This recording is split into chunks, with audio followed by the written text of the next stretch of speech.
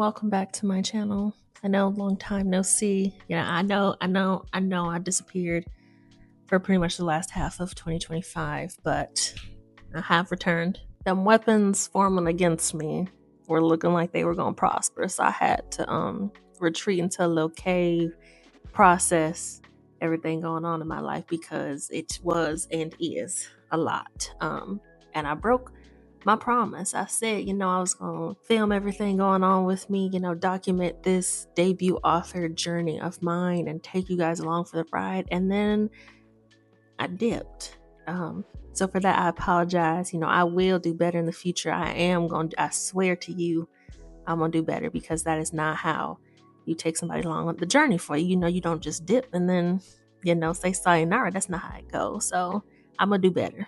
But I am back, still fighting for my life, but I am kicking ass and taking names. I think that's the saying. And yeah, I'm feeling great. So stay tuned for the end of this video so you can see my immense progress with this journey. You will get my title.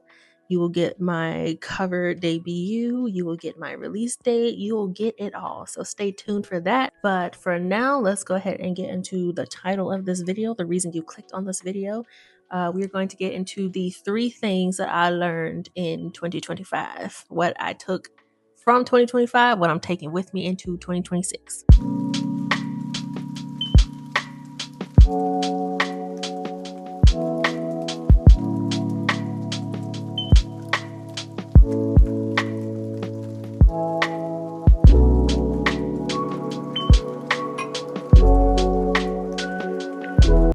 First things first, do not put your money and financial well-being in the hands of rats. So, I got fired in 2025.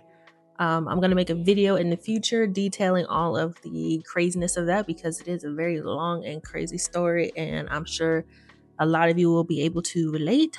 But to sum it all up, I was a part of that 350,000 number of Black women that were wrongfully targeted and lost their jobs in 2025. So the job started off well enough, but everything changed when I got a different supervisor. Suddenly the boss that I was able to, have fun with and, still get the job done, she was moving on up, and I ended up with a very hateful and incompetent person in charge of me. It also did not help that I did not play the ass kissing game that was expected for pretty much every employee there, and it was just constant friction until it wasn't, until I was released. Why taking out of 2025 this experience going into 2026, I am prioritizing working for myself.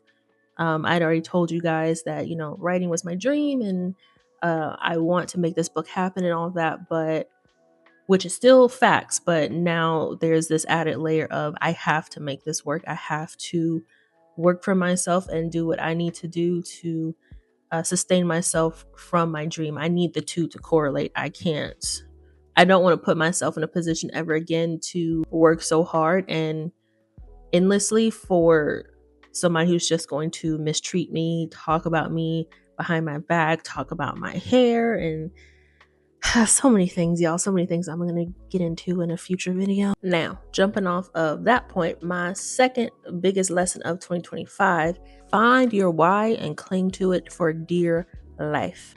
If I hadn't already decided in 2024 to recenter my life and reprioritize things around this dream of mine and what I feel was put on my heart and soul to do in this world, I would not have survived 2025. I can tell you that right now. There were days where the hurt and anger and all of that had subsided and I just couldn't get out of bed. I was, like empty, I guess. Something about the overachieving eldest daughter going through her first firing, like I couldn't get past it some days. And if I wasn't building my characters or working on this business of mine or just creating in general, I just wouldn't have been able to keep going.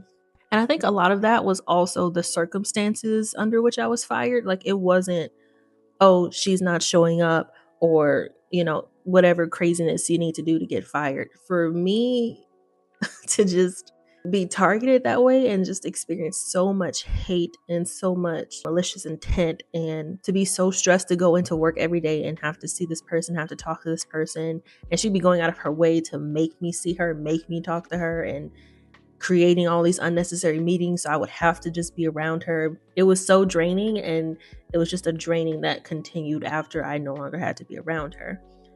And especially for it to be somebody that didn't even know how to do her job.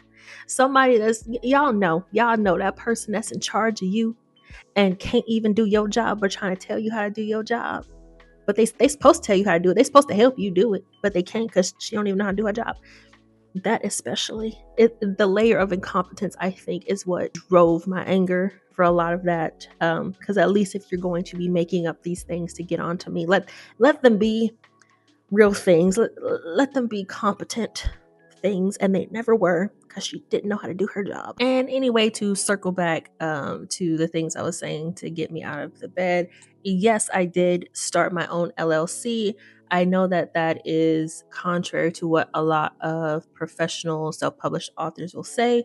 You know, I've seen some who immediately start out their jobs or start out their careers with LLC, but the overwhelming majority of what I saw said they didn't start theirs until like 4 or 5 books in or something like that, or until the first series was done. I went ahead and started mine 2025 this year, the year before my debut novel will be released, because honestly, that was just one of the things that I needed in the moment to keep going. I needed to see my own little logo, create that logo and have it made. You know, I'm gonna post it up in here so you guys can see that. I needed to see my own publishing house. It is called Rosebud Publishing House, named after my mother, because she's the one who got me into reading and sparked that interest. She is a writer herself, and I feel like in a lot of ways just passed that on to me, and I needed that in the moment. So, and I also just in general wanted to immediately separate my business stuff from personal stuff, and that was the logical reason for me doing it. But I feel like it was probably like an equal emotional and logical decision, and I don't regret it. Maybe I will, when it comes time for all the paperwork and all that stuff. Maybe I'll be like, I should have waited until I was a little bit deeper into this. But realistically, I know this is what I want to do with my life. I know that this is what I want to build the rest of my life on, and so why not just jump full on in, make that business. So yeah, I am also a business owner now. Now also, this goes without saying, but I don't know what I'm doing. So if there's anybody out there who's watching this and they're like, oh, she did this, so I'm gonna do it, don't do what I'm doing, because I don't know what I'm doing. So this is not no kind of advice or you should do this ain't that. I'm telling you what I did, and I might regret it. Like I said, I might not. I don't know. But don't follow me, because I don't know what I'm doing. So what am I taking into 2026 from all of that? If it disrupts my creativity, if it disrupts my purpose, my why, I don't want it.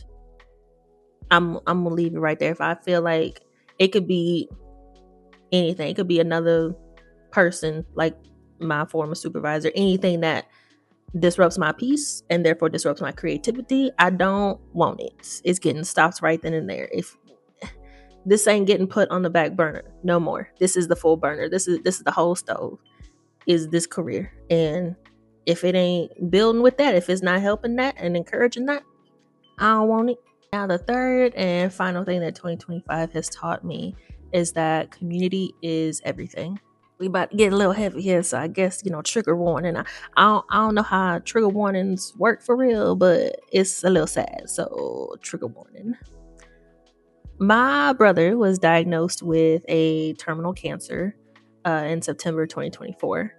And I say brother, I'm just to clarify for anybody out there, like, it's my best friend's husband, but we're family. She's my sister, he's my brother, like their daughter's my niece. So yeah, my brother. And yeah, this ain't there's a hop, skip, and chance of something coming together. This is like the aggressive Deadpool type cancer. And yes, my former supervisor was aware of this, and yes, she still used that against me, and even said that I was allowing my home life to interfere with my work, despite My metrics and goals and all of that still haven't been met, just in case you were wondering. So, as of, I guess, August of this year, I have been living with them on and off, going between my home here in Georgia to Alabama, just doing what I can to help in any way. Even though, like, you never really feel like it's enough. I'm gonna try to keep it together.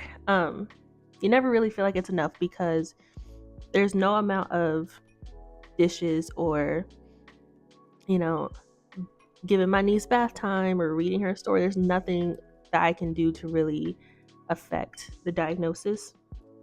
So you never really feel like it's enough, but you still want to do what you can because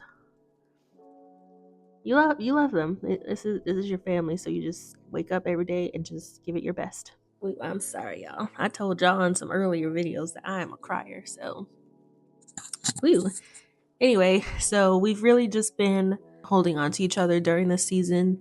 And nothing that I've gone through can compare to what they are going through, but it's just been really nice to have the community that I have and get so much love and support, even outside of them, just from other friends and family who are constantly just encouraging me and letting me know that you got this, and on me about making these YouTube videos. They're going to be very happy to see this video because they've been on me about that. But you always know logically, like, community is important, but 2025 has really shown me community is everything. There's nothing in this world that I would want to experience without my community. So yeah, going into 2026, I would really like to prioritize some quality time and some fun time. 2025 was one big goal, trial and tribulation, and we were really digging for pockets of joy within the trials and tribulations. And 2026, I really want to prioritize the good times with the very same people who held me up during the bad times. All right, enough of all that crying and sad stuff. Enough of it. Let's get to the fun stuff. My book updates. So, I am creating a trilogy, and I have named this trilogy Mistress of the Veil. The title of book 1, A Fading Dawn. It took me so long to figure out what I wanted this title to be and the series title and all of that. I was just going back and forth. And then I had to ask myself, well, what do I even want the title to convey? Like, what's the whole point? I don't just want it to be like a catchy little thing. Like, I want it to mean something. And each title of the trilogy, once you guys learn the rest of the titles, it's all about...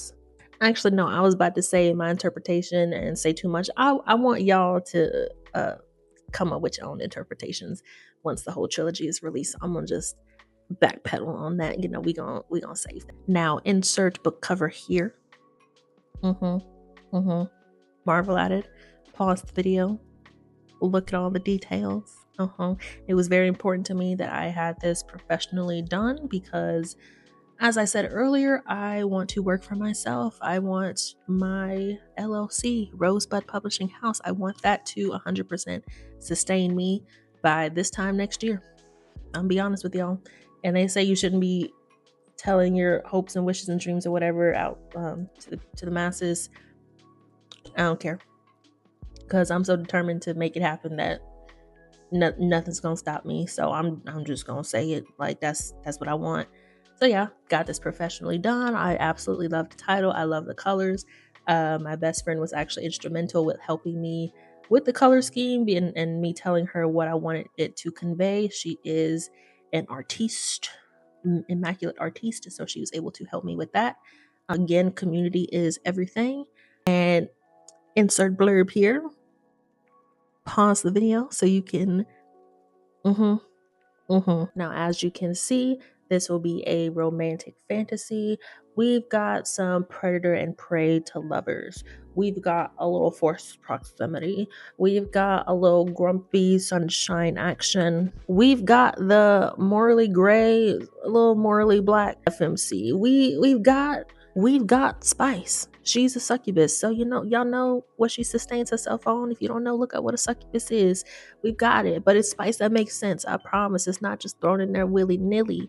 We've got it all. And I am working diligently to release this book for summer 2026. That's right, folks. Summer 2026. That is my release season. Right now I'm looking at May. The only reason I haven't nailed it down particularly is because I'm learning the pre-order situation, and then I heard something about a 30 days, something I'm figuring it out. So if not May, then June, but summer 2026. Be on the lookout for A Fading Dawn. Now, if you looked at the cover, you read the blurb, and you're like, hell yeah, I want that book. I want it right now. It's not available for pre-order yet. But follow me here. Follow my socials. I believe I have my TikTok and my Instagram down in my little blurb, my little section. Click on those, follow me. I will be a lot more interactive on my social medias now, a lot more active, period. Cause we're in crunch time, you know. the cloud's lifting, and I'm gonna do what I said I'm gonna do. So if you are interested in reading my debut novel, Mistress of the Veil, A Fading Dawn, go ahead and follow me for those updates. The book will be available for pre-order no later than March. I'm aiming for February, but I would no later than March. My website will be up and running by February. And yeah, we're rocking and rolling. Probably in another video, I will post my actual timeline for everything, because I have created a whole little poster calendar for 2026. I've color coded my goals. You know, I've got marketing, I've got the business decisions, I've got the book 1, book 2, and book 3 scheduled out. If 2026 goes the way I want it to, we're gonna be working on that audiobook before the end of the year. Like, I'm on it. So go ahead and subscribe to me here. Follow my Instagram, follow my TikTok, and I will appreciate every single one of you for just existing, just watching this video, just hearing me ramble and about my goals and dreams and things, and, you know, following me if you want to follow me, and for sure pre-order that book when you can. So anyways, that's all I've got for today, folks. This is my coming on back to YouTube video. Thank you so much for watching. If you have lasted this long, if you've gotten through the ups and downs of this video, I know it was a bit of a roller coaster, but thank you to every single subscriber so far, every single wonderful, kind comment I've gotten so far. It really did play around a lot in my mind, even as I was retreated into my cave. So it really means a lot to me. And I will say the biggest lesson of all, bonus lesson, is to stay grateful even in the midst of hell. Even in the midst of hell, I'm still grateful for it, because that's still growth. That's still a shaping that I needed in order to get into my next chapter. I'm still grateful for it all. I'm grateful. So yeah, thank you guys for watching, and I will see you in my next video.